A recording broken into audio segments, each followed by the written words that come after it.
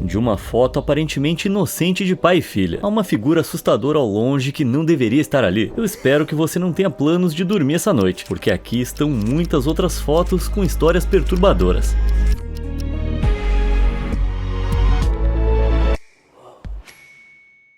Darsh Patel.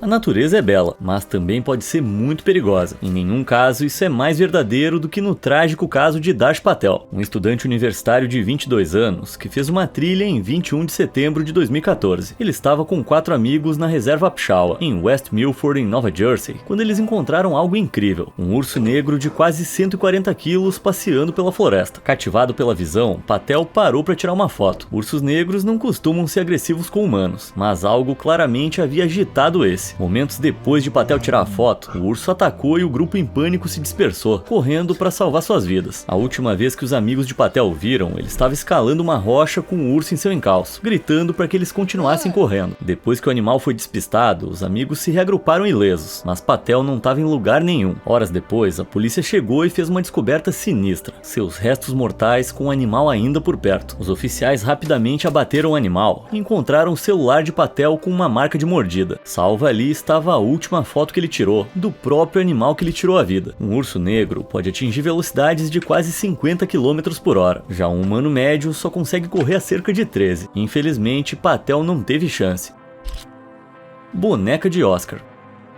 Com seu olhar frio e o seu corpo estranho e emplumado, seria totalmente compreensível se você pensasse que essa coisa era um objeto rejeitado de algum filme de terror antigo. Na verdade, essa fotografia é uma das muitas tiradas pelo pintor expressionista Oskar Kokoschka, e a história de fundo da boneca assustadora é tão peculiar quanto a sua aparência. Em 1918, ao retornar para casa na Áustria após servir na Primeira Guerra, Oskar descobriu que a mulher com quem ele se relacionou por 3 anos, Alma Mahler, o havia deixado por outro homem. Quando estavam juntos, Oskar se apaixonou por Mahler. Ela inspirou 450 dos seus esboços e pinturas, e ele era conhecido por ser um cara muito possessivo. De coração partido, sem sua musa, ele fez o que qualquer pessoa faria: ligou para a fabricante de bonecas Hermine Moss e a contratou para criar uma boneca em tamanho real da sua ex. É, você ouviu direito. Oskar enviou a Hermine esboços, instruções detalhadas e até mesmo as medidas do corpo da mulher. Caramba, isso é bem perturbador. E em 1919, Hermine finalmente terminou sua criação e revelou essa monstruosidade. A boneca era preenchida com serragem, e seu rosto sem vida e sua pele eram feitos de penas de cisne, dando a ela essa aparência grotesca e a tornando muito difícil de vestir. Claramente, Hermine não seguiu o pedido de Oskar e se esforçou para fazê-lo o mais irreal possível. Apesar da sua decepção, a boneca perturbadora se tornou sua companheira constante, a qual ele até levava em festas e óperas, onde eu imagino que recebia alguns olhares estranhos. E o mais importante, Oskar agora tinha um tema substituto para suas pinturas. Começando com a obra Mulher de Azul, de 1919, ele produziu mais de 80 desenhos, pinturas e fotografias que retratavam a boneca. Então, em 1920, Oskar escreveu sobre como, nas palavras dele próprio, a boneca o havia curado de sua paixão. Só que, assim como antes, o seu relacionamento também chegou ao fim, só que de maneira bem mais violenta. Oskar deu uma festa, exibiu a boneca com roupas finas e, depois de ficar bêbado, levou ela para o jardim, a decapitou e quebrou uma garrafa de vinho tinto na sua cabeça. É, cada um com a sua maneira de lidar com términos.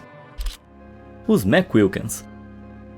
Você já viu algo realmente chocante? Bem, os irmãos McQuilkin, Michael de 18 anos, Mary de 15 e Sean de 12, literalmente viram ao escalar Morro Rock no Parque Nacional Sequoia, na Califórnia, em 20 de agosto de 1975. Quando chegaram ao cume, algo muito estranho aconteceu. A pele deles começou a formigar, os cabelos ficaram em pé e o anel no dedo de Michael começou a vibrar tão alto que todos os 3 conseguiam escutar. Pensando que era tudo uma brincadeira, eles tiraram uma foto do fenômeno, capturando as caras risonhas de Michael e Sean. A diversão terminou de repente, quando o ar esfriou e começou a cair granizo. Eles começaram a descer a montanha às pressas, mas antes que pudessem ir muito longe, houve um clarão branco ofuscante, seguido por uma explosão ensurdecedora. Então eles tiveram a sensação avassaladora de serem erguidos do chão. A próxima coisa que Michael se lembra é de acordar de costas, desorientado, e avistar Sean caído por perto, com fumaça subindo de seu corpo. Agindo rápido, Michael apagou o fogo nas costas do irmãozinho e verificou seu pulso. Felizmente, Sean ainda estava vivo. Os irmãos foram atingidos por um raio triplo. Milagrosamente, Mary escapou completamente dos ferimentos, mas Sean levou a pior. Michael carregou o irmão montanha abaixo, onde ele recebeu tratamento para queimaduras de 3º grau e acabou se recuperando. Mas nem todos tiveram a mesma sorte. Para outro trilheiro que estava por perto, aquele raio de luz branca foi a última coisa que ele viu. Após o incidente, a estranha foto dos irmãos ficou famosa e agora é usada para ensinar as pessoas sobre segurança em tempestades. As cargas elétricas na atmosfera, logo antes de um raio, criam um acúmulo de energia estática no ar, fazendo os cabelos se arrepiarem. Então, se a sua pele começar a formigar e os seus cabelos se arrepiarem, é bom encontrar um abrigo rápido, só nunca debaixo de uma árvore. Ayano Tokumazo. Cerca de 12 milhões de pessoas visitam as cataratas do Niágara anualmente, e com todos esses turistas, pode ser difícil tirar uma boa foto. Infelizmente, uma mulher achou que ia conseguir escapar da multidão, só que a situação acabou em desastre. Em 14 de agosto de 2011, o casal de Ontário, Andrea Smith e Jason Watson, estava fazendo o que normalmente se espera de um turista, passeando, admirando a vista e posando para uma foto perto da famosa seção das cataratas Horseshoe. Uma das fotos parece bem comum, isso quando você não sabe o que estava prestes a acontecer. Tá vendo aquela mulher de blusão vermelho? Era Ayano Tokumazo, uma estudante japonesa de intercâmbio que estudava no Hansa Language Center de Toronto, e Andrea e Jason, sem querer, capturaram os últimos momentos de sua vida. Logo após a foto ser tirada, Ayano ignorou as diretrizes de segurança do parque e pulou o parapeito para tirar uma foto sem as pessoas ao fundo. Ao tentar subir de volta, ela perdeu o equilíbrio e caiu no rio, onde foi arrastada pela cachoeira. Agora, essa foto deixa Andrea arrepiada e a lembra da vida que ela não conseguiu salvar. Quanto a Ayano, ela será lembrada por amigos e familiares como uma pessoa divertida que cometeu um erro fatal. Desde 1850, aproximadamente 5.000 pessoas caíram nas cachoeiras, de maneira acidental ou intencional, com apenas 16 sobreviventes relatados. Que a história de Ayano sirva como um lembrete: nenhuma foto vale o risco. Atentado em Omagh. Em 15 de agosto de 1998, era uma tarde movimentada de sábado na cidade de Omagh, no condado de Tyrone. O turista espanhol Gonçalo Cavedo e uma criança que permaneceu anônima pararam para uma foto perto desse carro vermelho. Eles não tinham noção de quão perto estavam de um total desastre. Para entender o que aconteceu em seguida, precisamos saber um pouco do que se passou antes. De 1968 a 1998, a Irlanda do Norte foi envolvida em um conflito violento que trouxe caos, divisão e perdas. Esse foi o período dos conflitos. De um lado, estavam os unionistas e os legalistas, determinados a manter a Irlanda do Norte como parte do Reino Unido. Do outro, estavam os republicanos e os nacionalistas, que lutavam por uma Irlanda unida, livre do domínio britânico. Durante esse período turbulento, cerca de 3.600 pessoas perderam a vida e mais de 30.000 ficaram feridas. O conflito aparentemente chegou ao fim em 10 de abril de 1998, com a assinatura do Acordo da Sexta-feira Santa. Isso manteve a Irlanda do Norte no Reino Unido, mas também estabeleceu um governo de compartilhamento de poder e permitiu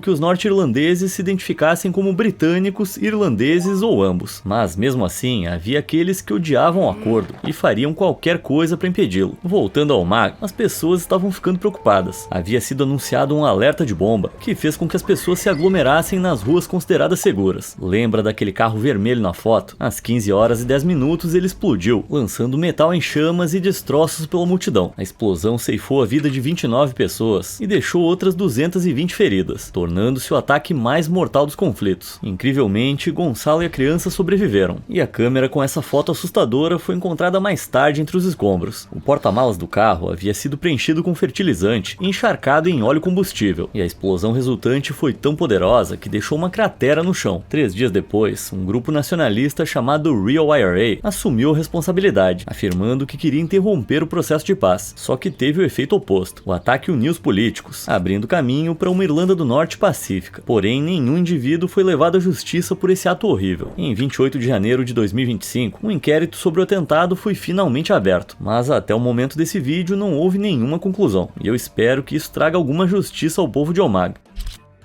Gritando com o gato.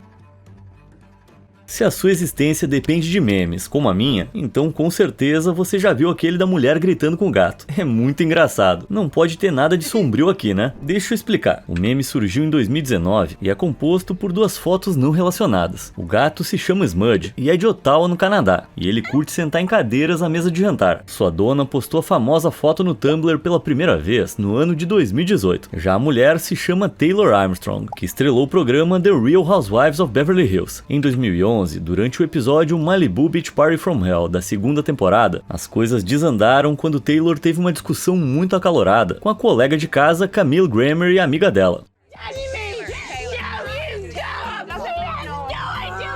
A notícia do episódio chegou ao Daily Mail e nos deu essa captura de tela que conhecemos hoje. Mas por que elas estavam discutindo? É aí que as coisas pioram. Antes de começarem a produção, Taylor confidenciou às amigas sobre o sofrimento físico e mental que havia sofrido nas mãos de seu marido Russell Armstrong. Ela disse que ele era paranoico e delirante e frequentemente a acusava de traí-lo, mesmo ela não tendo feito nada. Ele também deixava dispositivos de gravação pela casa para espioná-la e até a forçou a fazer um teste num detector de mentiras, no qual ela obviamente passou. Ele era tão violento que após um de seus ataques, Taylor precisou de uma cirurgia reconstrutiva no rosto. Taylor queria que tudo isso permanecesse em segredo. Afinal, como é de se compreender, temia a reação do homem se ele descobrisse. Bem, no episódio Tempest in a Tea Party, após alguma insistência de Lisa, Camille falou sobre o casamento de Taylor na TV, o que posteriormente foi mantido na edição final e se tornou um enredo da série. Para piorar as coisas, elas estavam sempre questionando as alegações de Taylor.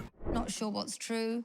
I don't know, I'm unsure. Caramba, qual o problema dessa gente? Com a sua história angustiante revelada, Taylor sabia que não ia demorar muito para que seu marido descobrisse, e ela não tinha ideia de como ele reagiria. Tudo chegou ao auge quando a amiga de Camille confrontou Taylor em uma festa por não aceitar o pedido de desculpas dela por ter exposto a sua vida privada na TV. Todo esse estresse, somado ao álcool, foi demais para Taylor, que explodiu nesse episódio que viralizou. Para piorar ainda mais o fiasco, após as filmagens da temporada, Russell, que estava com problemas financeiros, tomou uma decisão terrível e definitiva, se é que você me entende. Parece que diante de tudo isso, a Bravo, a emissora que transmite a série, jamais deveria ter exibido essa temporada, só que eles exibiram mesmo assim. Hoje, Taylor trabalha com grupos de apoio a mulheres vítimas de violência doméstica e em um tweet de 2019, compartilhou o que ela acha sobre o meme. Esse é o meu passado. Eu segui em frente e estou em um casamento muito saudável e feliz. Não parece mais a minha vida. Tudo bem rir com as imagens que foram criadas. Bom saber, mas acho que eu nunca mais vou conseguir olhar pro Smudge da mesma maneira.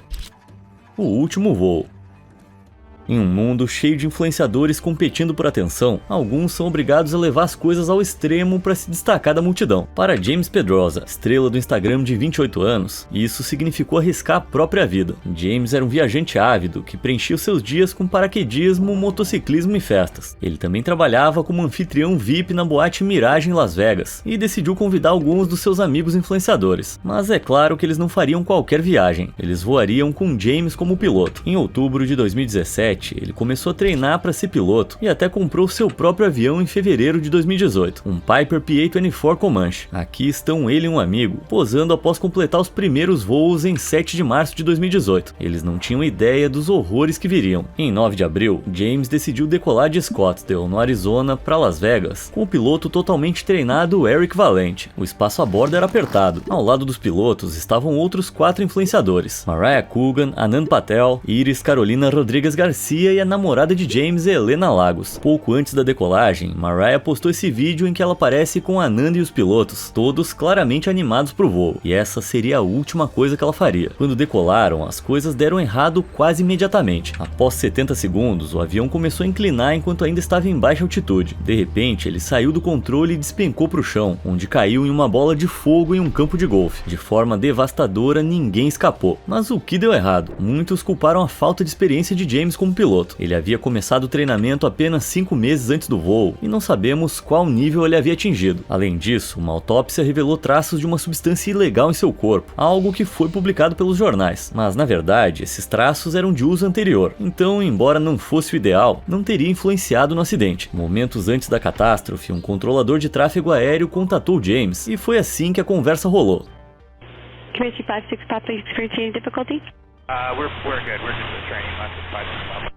Não parece que eles estavam prestes a cair, né? Será que ele simplesmente não tinha consciência do perigo? É difícil afirmar. Enfim, após algumas especulações, um relatório de 2020 do Conselho Nacional de Segurança nos Transportes revelou que o acidente foi causado por sobrecarga no avião. O Comanche estava 60 quilos acima do limite de peso e o seu centro de gravidade estava mais de 5 centímetros para trás, reduzindo a estabilidade durante o voo. Uma vez no ar, o avião não conseguiu manter a velocidade e isso o fez retornar com força. Além disso, em meio aos destroços, os investigadores encontraram uma mola quebrada em uma válvula do cilindro que havia falhado antes do acidente, ou seja, não tinha a menor chance disso dar certo.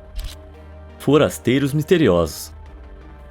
Em 2014, um usuário do Reddit postou essa foto de sua viagem a Sljeme, uma região montanhosa na Croácia. Parecia uma foto qualquer, até ele chegar em casa e olhar mais de perto. À primeira vista, não tem nada estranho. Pera aí, quem é que tá ali atrás? Ninguém sabe. Na época, o grupo jurou que estava completamente sozinho na floresta, mas a foto foi analisada posteriormente e não revelou sinais de manipulação, o que significa que alguém realmente estava lá espreitando na névoa. Infelizmente, não sabemos muito mais, já que o autor da postagem misteriosamente excluiu a conta. Claro, tem uma grande chance de tudo isso ter sido encenado. O posicionamento da câmera parece perfeito demais. Tá até deslocado e com um zoom reduzido, o que é meio estranho para uma foto casual de amigos. Quase como se eles quisessem que você olhasse para longe. Mas as minhas viagens pelo Reddit me levaram a uma outra foto, que é igualmente assustadora e definitivamente verdadeira. Esse enigma de uma casa de campo, postado pelo usuário DK in History. À primeira vista, parece uma cabana velha meio assustadora, mas bem comum. Mas se você olhar mais de perto, tem um fio enrolado na maçaneta, e ele está conectado à linha de energia, e isso vai fritar a pessoa que encostar nessa maçaneta. Mas por que alguém ia querer colocar uma armadilha nesse lugar antigo? Bem, alguns usuários do Reddit acham que essa cabana pode estar escondendo algo suspeito, tipo um laboratório improvisado, meio que no estilo Breaking Bad, sabe? Enfim, só a ideia de que alguém armou isso para esconder alguma coisa, ou para manter as pessoas fora, me dá arrepios.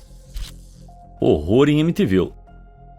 Em 1976, uma equipe de especialistas em fenômenos paranormais estava investigando o número 112 da Ocean Avenue, em Amityville, em Nova York, e foi aí que o seu fotógrafo fez esse registro agora famoso. O homem aterrorizado estava convencido de que ninguém mais estava lá com ele, e que a foto era legítima. Mas para entender por que ele estava lá, a gente precisa voltar um ano. Em 18 de dezembro de 1975, George e Kathy Lutz compraram uma casa grandiosa por uma pechincha, apenas $80 mil, e se mudaram para lá com seus 3 filhos. Mas nos 28 dias seguintes, o casal foi atormentado por acontecimentos horripilantes. Portas se fechavam sozinhas, a casa estava sempre congelante apesar da lareira, e uma gosma verde escorria pelas paredes. George até jurou que certa vez ele acordou e viu Kathy levitando acima da cama. E mais estranho ainda é que ele alegou ter visto algo encarando por uma janela, uma criatura parecida com um porco, com olhos vermelhos brilhantes. Por causa de tudo isso, eles chamaram o padre Ralph Pecoraro para benzer a casa. Mas enquanto o padre realizava seu trabalho, ouviu alguém gritar: "Saia daqui!" vindo do segundo andar. Aterrorizado, ele alertou a família para jamais dormir naquele quarto. Em pouco tempo, as assombrações se tornaram insuportáveis, e em 14 de janeiro de 1976, a família fugiu da casa apavorada. A história da família Lutz tomou conta dos Estados Unidos, e foi imortalizada no livro de Jay Anson, The Amityville Horror, de 1977, e em suas adaptações cinematográficas posteriores. Naturalmente, o burburinho atraiu investigadores paranormais ávidos pela verdade, e foi então que o nosso fotógrafo de antes, Gene Campbell, avistou algo nas sombras no segundo andar. Com sua câmera infravermelha, ele capturou a foto de um garotinho que não deveria estar ali. Quem ou o que estava ali? Bem, a história sórdida da casa de Amityville remonta a um passado ainda anterior aos Lutz. Um ano antes da família se mudar, a Ocean Avenue foi testemunha de algo verdadeiramente horrível. Em 13 de novembro de 1973, Ronald DeFeo Jr., de 23 anos, pegou seu rifle Marlin .35 e tirou a vida de toda a família enquanto dormiam. Infelizmente, é por isso que os Lutz compraram a casa por um preço tão baixo. Por isso, alguns acreditam que essa foto retrata o fantasma de John DeFeo, uma das vítimas daquele crime horrível. Mas então, tudo isso é verdade? Fantasmas são reais? Não é bem isso. Embora os crimes de Ronald DeFeo sejam inegavelmente verdadeiros, a história dos Lutz e aquela foto estranha não são convincentes para mim. Nenhum morador da casa desde então relatou qualquer acontecimento assustador. E em 1979, o ex-advogado dos Lutz chegou a afirmar que ele, George e Kathy inventaram a história depois de muitas garrafas de vinho. Quanto à foto, os céticos argumentaram que não há fantasma algum. Dizem que o menino é na verdade Paul Bartz, um dos investigadores paranormais, e os seus olhos brancos assustadores são um truque do filme infravermelho. Mas o que você acha da história dos Lutz? Essas assombrações eram reais ou só um monte de bobagens? Me conta aí nos comentários. Suzanne Sevakis.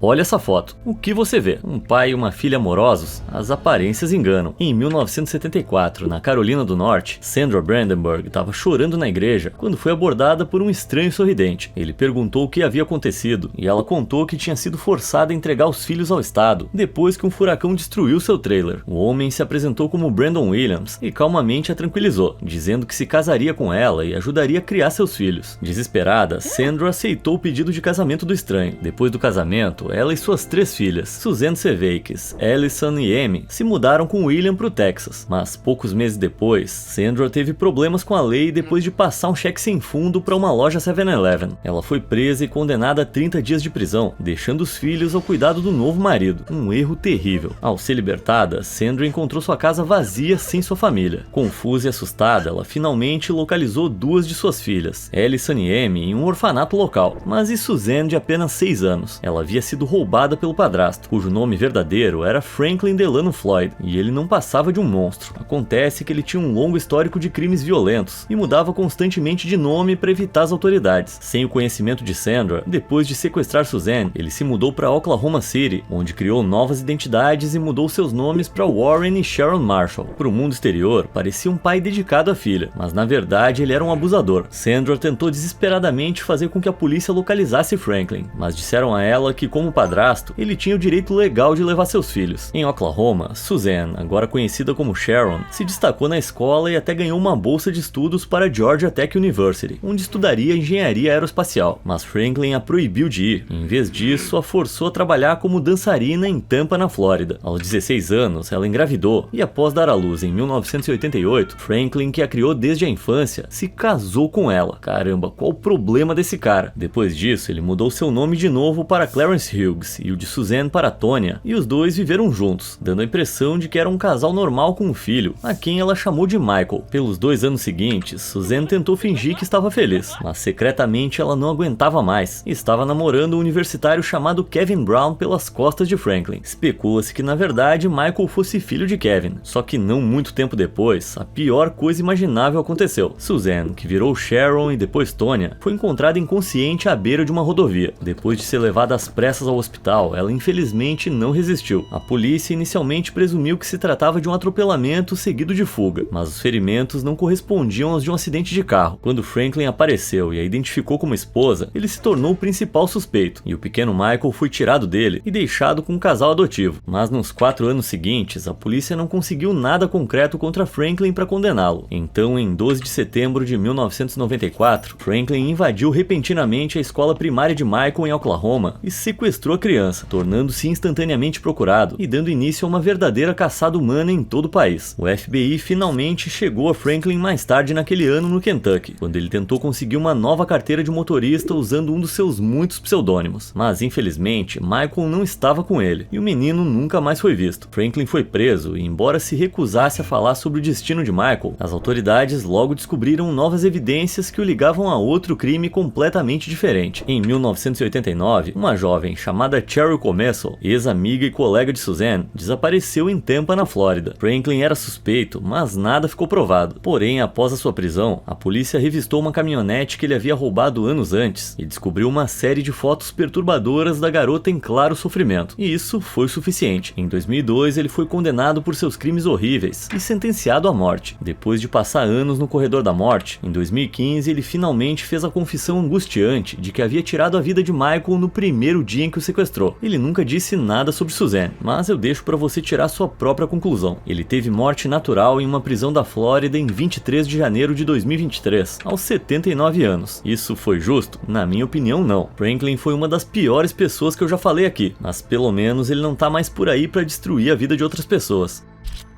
Dennis Rader.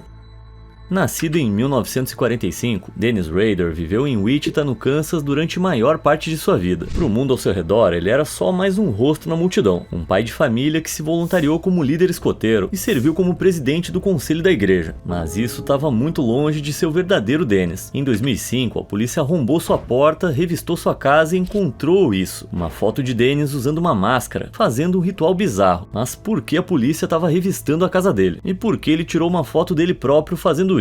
Bom, se preparem porque essa história é muito louca. De 1974 a 1991, a cidade de Wichita foi aterrorizada por um monstro aparentemente imparável, que tirou a vida de 10 pessoas no total, 9 meses após o seu primeiro crime. Em outubro de 1974, um agressor desconhecido deixou uma carta escondida dentro de um livro em uma biblioteca pública, assumindo a responsabilidade, detalhando suas fantasias perturbadoras e prometendo atacar de novo. Mais cartas surgiram, onde ele zombava da polícia e descrevia em detalhes detalhes escabrosos como ele realizava seus ataques selvagens. Tudo isso enquanto se referia a si mesmo pelo apelido BTK. E se você quer saber o que significa essa sigla, é melhor você pesquisar. É obscuro demais para eu falar aqui no YouTube. Pior ainda, na década de 2000, BTK continuou a escapar da captura, e os seus crimes hediondos permaneceram impunes. Mas o monstro estava ficando entediado. O caso esfriou até março de 2004, quando BTK voltou a enviar cartas e correspondências, dessa vez para veículos de comunicação. Nesses pacotes havia objetos bizarros retirados de suas cenas de crimes anteriores, como um quebra-cabeça, uma boneca com um saco plástico na cabeça e um colar. Ele chegou a enviar uma carta à polícia, perguntando se eles conseguiriam rastreá-lo se ele mandasse um disquete. A polícia respondeu com um anúncio no jornal destinado a ele, dizendo que tudo bem, mas era uma grande mentira, e ele mordeu a isca imediatamente. E assim, em 2005, BTK enviou um pacote contendo um disquete para uma emissora de notícias local, que o denunciou à polícia. O disquete continha um único arquivo, repleto de suas provocações e ameaças habituais. Mas depois de examinar os metadados, a polícia descobriu um segundo arquivo excluído, uma pauta para uma reunião do Conselho da Igreja Luterana de Cristo, salva pela última vez por um usuário chamado Dennis. Uma rápida busca no Google revelou que o presidente da comunidade da igreja era um homem chamado Dennis Rader. Em 25 de fevereiro de 2005, a polícia finalmente o capturou. Ao invadirem sua casa, os policiais encontraram todo tipo de evidência perturbadora, incluindo aquela foto estranha. Quando Rader viajava a trabalho, ele ensaiava cenas em seu quarto de hotel e se vestia como suas vítimas em seus momentos finais. Ele usava máscaras, maquiagem, roupas íntimas e itens da casa de suas vítimas, e em seguida se fotografava posando com eles. E considerando que ele parece amarrado a uma cadeira nessa foto, eu só consigo imaginar o horror que essas pessoas passaram. Após a sua prisão, o homem de então 59 anos foi para uma cadeia no Kansas e atualmente cumpre 10 penas de prisão perpétua, encerrando seu reinado de terror de uma vez por todas. Já era a hora.